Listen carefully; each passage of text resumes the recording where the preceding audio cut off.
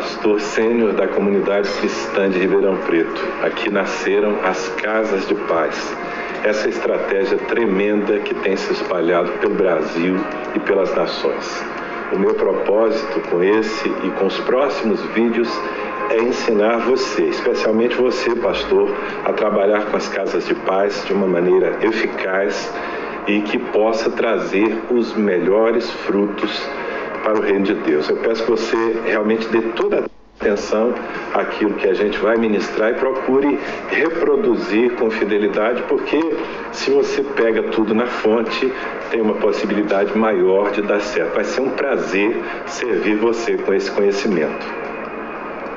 As Casas de Paz surgiram na comunidade cristã de Ribeirão Preto como resposta à necessidade de sacudir a igreja, levando nosso povo a olhar novamente para fora e fazer uma colheita mais expressiva de vidas para Cristo.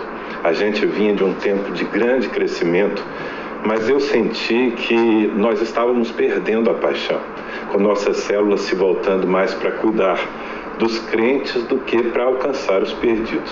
Eu brinco que a gente tinha migrado da visão celular para a visão celulite, apenas nos ocupando de engordar as ovelhas. Nós conseguimos resultados tão expressivos com as Casas de Paz que logo o projeto se espalhou, sendo adotado por inúmeras igrejas no Brasil e também no exterior. Embora tenha sido gerado aqui no contexto de uma igreja em células, com o objetivo de fomentar a multiplicação, essa estratégia pode ser implantada também com êxito por igrejas com ênfase congregacional, ou seja, que não estejam estruturadas nos pequenos grupos caseiros. A inspiração das Casas de Paz nasceu de um mergulho que eu fiz nos primeiros 20 versículos de Lucas 10. O que acontece ali? Jesus chama 70 de seus discípulos, todos inexperientes na fé, nós podemos chamá-los de novos convertidos, com certeza, e os envia a diversas cidades e aldeias, de 2 em 2, com uma missão: encontrar pessoas que estivessem abertas para receber a presença do Senhor em suas casas. Eles deveriam então entrar naqueles lares, conviver por algum tempo com aquelas pessoas e preparar o ambiente para se tornar uma base de operação do reino de Deus. Jesus disse no versículo 6, se ali houver um filho da paz, repousará sobre ele a vossa paz. Então, a nossa tarefa e a tarefa dos 70 era encontrar os filhos da paz, gente que não conhece o Senhor, mas que tivesse o coração aberto ao ponto de abrir a porta de suas casas para ele. Desse jeito, os discípulos iriam estabelecer as Casas de Paz. Às vezes a gente imagina que esse movimento aconteceu num dia só, mas é lógico que não. Provavelmente aquela missão custou algumas semanas de trabalho. Aquelas duplas de discípulos deveriam buscar portas que se abrissem, estabelecer ali relacionamentos e permanecer naqueles lares pregando o evangelho do reino, expulsando demônios, curando enfermos, até que Jesus chegasse, porque estava implícito que ele iria a cada casa que se abrisse. O texto diz que Jesus os enviou adiante de sua face, ou seja, eles foram à frente precedendo o Senhor. Os resultados da missão foram fantásticos. Todos os 70 retornaram possuídos de alegria, diz a Bíblia. Você imagina o que seja isso? Todos eles, sem exceção, voltaram entusiasmados. E o próprio Jesus reconheceu que eles tinham causado um grande dano a Satanás. É sempre assim que acontece. Quando a gente ousa obedecer a Deus, superando receios, resistências, acaba vivendo experiências tremendas. A sensação de ser um instrumento nas mãos de Deus é uma coisa indescritível. Bem, baseado no relatos de Lucas 10, eu decidi organizar em duplas de semeadores da paz, é assim que a gente chama todos os discípulos da nossa congregação, e os enviar, ao menos os batizados, ainda que muitos deles fossem novos convertidos e não tivessem nenhuma experiência de liderança. Nós fizemos exatamente o que Jesus fez, enviando todo mundo, desde os adolescentes, com a missão de implantarem casas de paz.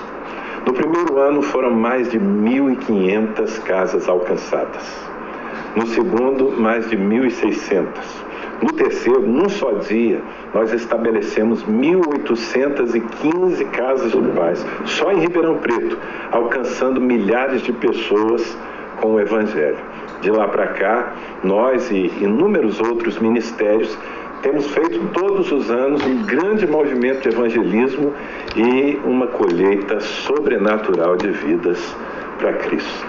Olhando para o texto bíblico que inspira as casas de paz, a gente pode perceber algumas chaves importantes que eu queria rapidamente mostrar para você nesse tempo de introdução. Primeiro, que é necessário um recrutamento. No versículo 1, diz Jesus que, diz que Jesus enviou outros 70. Isso me dá a impressão de que ele já tinha feito esse movimento com outro grupo de discípulos. Aliás, com os 12, sua equipe principal, a Bíblia é explícita em dizer que o Senhor usou a mesma estratégia. Uma leitura de Marcos 6 ou Mateus capítulo 10 vai confirmar isso. Em segundo lugar, havia uma promessa de Jesus. No mesmo versículo 1, a gente lê: mandou-os adiante de sua face, a todas as cidades e lugares onde ele havia de ir. Isso significa que a missão é preceder o Senhor, preparar lugares para que ele chegue e opere. Guarde isso no seu coração. Se você abrir a porta de uma casa para Jesus, ele vai entrar lá. É importante notar a ideia de comissionamento. O texto diz que Jesus mandou-os adiante da sua face. Aqui nós temos uma chave para a conquista. O verbo usado aí revela autoridade, comissionamento, ordem. O Senhor não fez um pedido, uma sugestão aos discípulos. Ele os responsabilizou com uma missão. Guarde isso, porque é nessa perspectiva que se deve trabalhar com a igreja. O formato também é algo muito importante. Os 70, diz o texto, foram enviados de 2 em 2. A dinâmica era que cada 2 discípulos saíssem juntos em busca de abrirem casas de paz. O trabalho em equipe é um princípio do reino de Deus.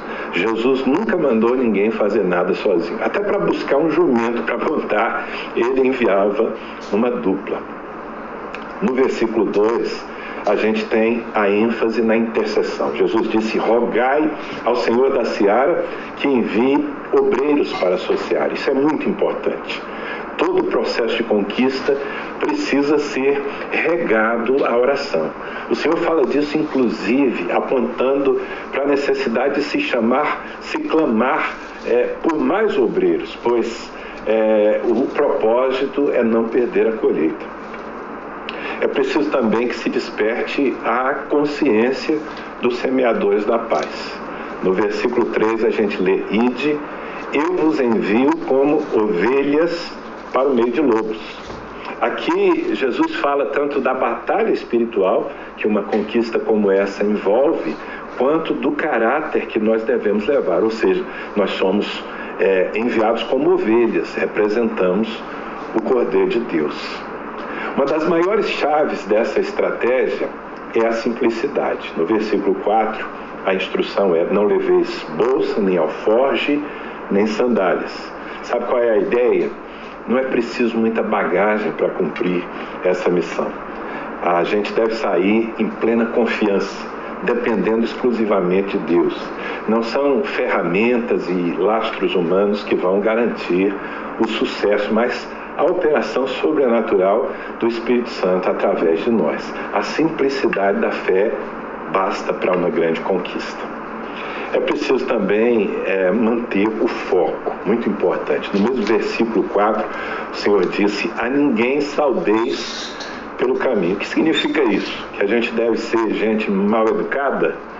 Claro que não. A ênfase é manter a concentração, não nos distrairmos com nada enquanto não cumprirmos a nossa missão. Uma igreja que quer trabalhar com casas de paz precisa estar disposta a, durante o tempo da campanha, não dividir a atenção do seu povo com outros propósitos. Isso é fundamental. E qual é a proposta central das casas de paz? No versículo 5 está escrito: em qualquer casa que entrardes, dizei primeiro, paz seja nessa casa. Preste atenção, nossa missão básica é levar paz às famílias. Isso requer um coração motivado pela compaixão. Para isso a gente precisa estar nos lares com o amor de Deus e com a mensagem do Evangelho. Nós vamos bater a porta das pessoas, sejam amigos, familiares, vizinhos e até mesmo gente desconhecida, com o propósito de aliviar seus corações das angústias que elas vivem. Esse é o Espírito. Nosso esforço deve ser por encontrar uma oportunidade. No versículo 6, Jesus disse: se ali houver um filho da paz, repousará sobre ele a vossa paz. Guarde essa expressão. Nossa tarefa é descobrir onde estão os filhos da paz. Quem são eles? Volto a dizer, são pessoas que não conhecem ao Senhor, ou que estão desviadas da fé, mas que sejam abertas para nos receber como enviados dele. A única maneira de identificar e abordar essas pessoas é sermos intencionais e falar das casas de paz com todo mundo. Nós vamos precisar de determinação para cumprir a tarefa. Ainda no versículo 6, Jesus diz que se nós entrarmos numa casa e não formos bem-sucedidos, a paz que fomos levar volta para nós. Isso quer dizer que a gente precisa estar preparado para encontrar algumas portas fechadas sem desanimar com isso. Entenda, a missão não vem para tirar a nossa paz. Ela é feita na graça. Se você bateu numa porta e ela não se abriu, sacode a poeira e vai bater em outra. Simples assim.